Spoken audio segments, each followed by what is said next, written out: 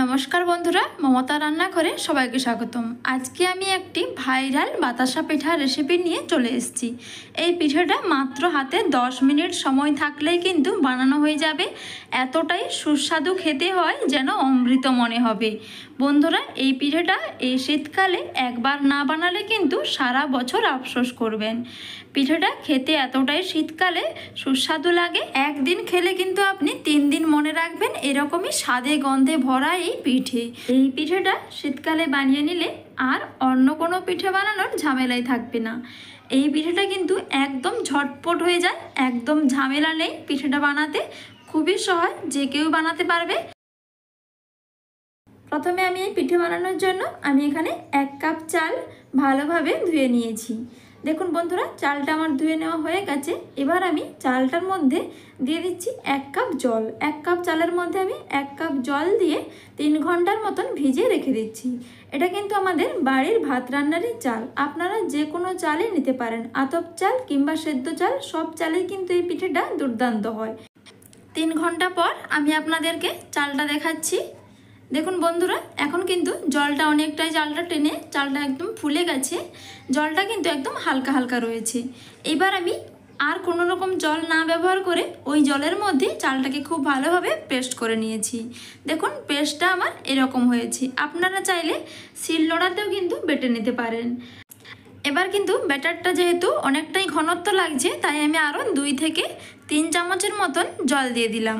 ওই ছোট চামচের 2 থেকে 3 চামচের মতনই জল হবে। আমি এখানে টোটাল 1 কাপ চাল ও 1 কাপ জল আর ছোট চামচের 2 থেকে 3 চামচের মতন জল কিন্তু টোটাল ব্যবহার করেছি। সামান্য পরিমাণ লবণ দিয়ে খুব ভালোভাবে মিশিয়ে নিচ্ছি। এই পিঠাতে কিন্তু বেশি কোনো উপকরণ একদমই লাগবে না।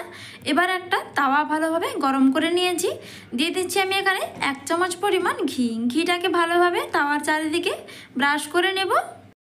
আপনারা যে কোনো কড়াইতে এইভাবে ঘি লাগিয়ে এটা বানাতে পারেন, তাতেও কিন্তু কোনো অসুবিধে নেই।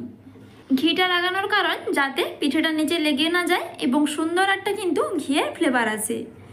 খুব ভালোভাবে আমি চারিদিকে ব্রাশ করে নিয়েছি ঘিটাকে। এবার আমি পিঠেটাকে তাওয়ার মধ্যে দিয়ে দেব। একটা ছোট চামচে করে জাস্ট বাতাসার আকারে ছোট ছোট করে দিয়ে দিতে হবে। আপনারা একটু বড় কিংবা আরও ছোট, আপনাদের মন পছন্দের মতো যে কোনো শেপই নিতে পারেন। আমি এইরকম আকার করে প্রথমে চারিদিকটা দিয়ে দিলাম। এরপর কিন্তু সব শেষে মাঝের দিকটা দিতে হবে, তা না হলে কিন্তু মাঝের দিকটা বেশি তাপে আগে হয়ে যাবে। এবার আমি ঢাকনা দিয়ে জাস্ট 2 মিনিটের মতন রেখেছিলাম। দেখুন 2 মিনিট পর ঢাকনাটা খুলে নিয়েছি।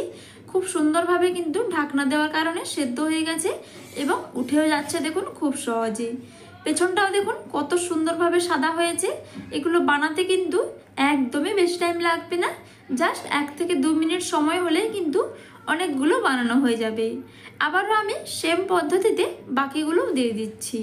আর কিন্তু আমি কোনো রকম ঘি ব্রাশ করিনি, ওই ঘিতেই কিন্তু আমি এখানে আবারও দিয়ে দিচ্ছি।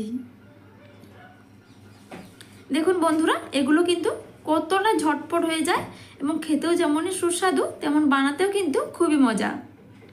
আবারও আমি 1 থেকে 1.5 মিনিটের জন্য ঢাকনা দিয়ে রেখে দেব।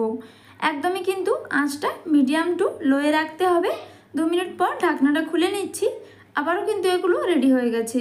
দেখুন কত সুন্দরভাবে সবগুলো উঠে যাচ্ছে। এইভাবে আমি সবগুলোই বানিয়ে নেব। বন্ধুরা, আপনাদের কাছে একটাই রিকোয়েস্ট, রেসিপিটি ভালো লাগলে অবশ্যই কিন্তু বন্ধুদের সাথে শেয়ার করে রাখবেন, না হলে কিন্তু পরবর্তীতে খুঁজবেন। দেখুন বন্ধুরা, 1 কাপ চাল দিয়ে আমার কতগুলো পিঠে হয়েছে। দেখুন পেছনটা কিন্তু খুব সুন্দর জালিদার হয়েছে এবং সামনেটা দেখুন পুরো বাতাসার মতনই হয়েছে। এতটাই পাতলা, নরম, তুলতুলে, খেতে কিন্তু দারুণ হবে।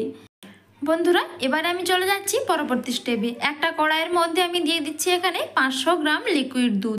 এবারে আমি এখানে 10 টাকার 1 প্যাকেট নিয়েছি গুঁড়ো দুধ।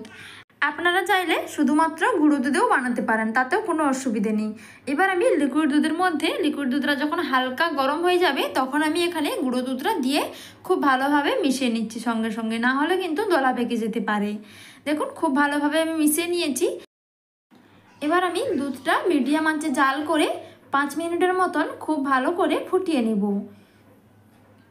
বন্ধুরা 5 মিনিট আমি ভালোভাবে দুধটাকে জাল দিয়ে দিয়েছি। এবার আমি এখানে দিয়ে দিচ্ছি 1 কাপ পরিমাণ চিনি। চিনির মাপটা কিন্তু আমি এখানে একটা ছোট কাপে করে চিনিটা দিয়েছি। যেই কাপে আপনারা চালটা নেবেন সেই কাপেরই হাফ কাপ চিনি দিলে কিন্তু একদম পারফেক্ট হবে। এবারে দিয়ে দিচ্ছি আমি এখানে কিছুটা এলাচ গুঁড়ো। আমি এখানে চিনির সাথে এলাচের বীজগুলোকে বের করে একসাথে গুঁড়ো করে রেখেছিলাম। কিছুটা এলাচের গুঁড়ো দিয়ে খুব ভালোভাবে মিশিয়ে নিচ্ছি। দেখুন এখন কিন্তু দুধটা খুব ভালোভাবে ফুটে গেছে। এবারে আমি আগে থেকে বানিয়ে রাখা পিঠেগুলো দুধের মধ্যে দিয়ে দিচ্ছি।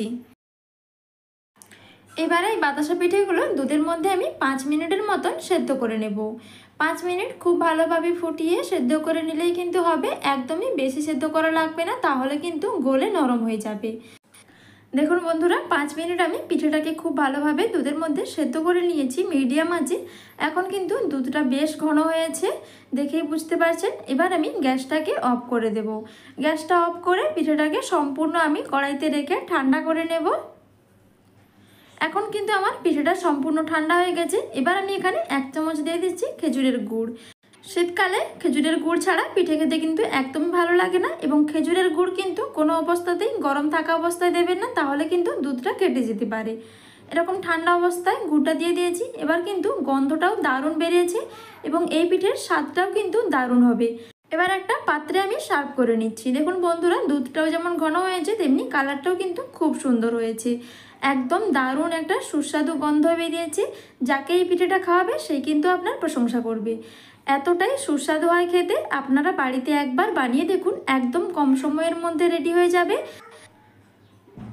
একদমই কিন্তু কোনো রকম ঝামেলাবিহীন একটা পিঠে, যেমনই সুস্বাদু হয় তেমনই কিন্তু সুন্দর গন্ধ বেরিয়েছে। বন্ধুরা একবার খাওয়া শুরু করলে কিন্তু শেষ হয়ে যাবে কখন আপনি বুঝতেই পারবেন না, পিঠেটা এতটাই সুস্বাদু হয়।